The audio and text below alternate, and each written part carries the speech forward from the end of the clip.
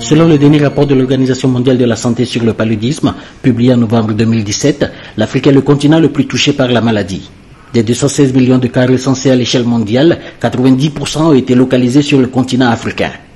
Même si l'on a remarqué de notables avancées en termes de lutte contre cette maladie, force est de constater qu'il y a eu un relâchement de la part des pouvoirs publics depuis quelques années. Fort de ce constat, 2500 participants, dont de nombreux experts, se retrouvent à Dakar à partir de ce 15 avril 2018 pour la 7e édition de la conférence panafricaine de l'initiative multilatérale sur le paludisme.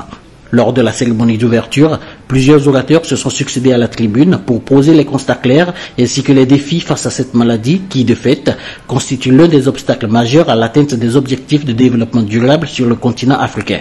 Mariama Sissé, représentante de l'Union africaine. L'énorme boom économique des pays africains offre une opportunité pour améliorer les prestations de services dans le domaine de la santé, de l'éducation, de l'eau, de l'assainissement et de l'hygiène. Le paludisme à lui seul devait priver le continent de 12 milliards de dollars par an et en perte de productivité, en investissement et en coûts de santé associés. Le paludisme demeure un défi majeur sur lequel il est crucial de se pencher à travers des initiatives à l'instar de la présente conférence.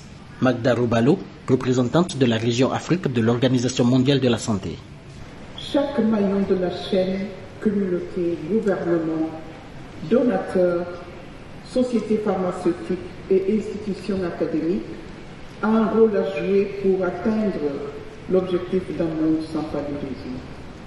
Je suis convaincu que nous pouvons vaincre le paludisme de notre vivant. Je suis déterminé à faire tout mon possible pour y parvenir. 21 ans après avoir abrité la première édition, la capitale sénégalaise est une fois de plus l'hôte de cette conférence de taille qui sera le lieu de passer en revue les diverses recherches sur le paludisme d'une part et d'autre part de réfléchir pendant les 5 jours que durera cette conférence sur de nouvelles stratégies de lutte. Notre pays s'honore d'abriter pour la seconde fois, on l'a dit 21 ans après, cette conférence qui constitue une plateforme essentielle dans le renforcement de la stratégie mondiale pour l'élimination du paludisme. 2 points forts à retenir à l'issue de cette première journée de la 7e conférence de l'initiative multilatérale sur le paludisme.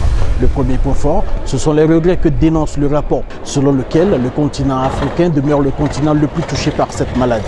Le second point fort, c'est un appel global à la mobilisation générale de tous les gouvernements africains qui sont appelés à mutualiser les efforts afin d'endiguer cette maladie sur le continent.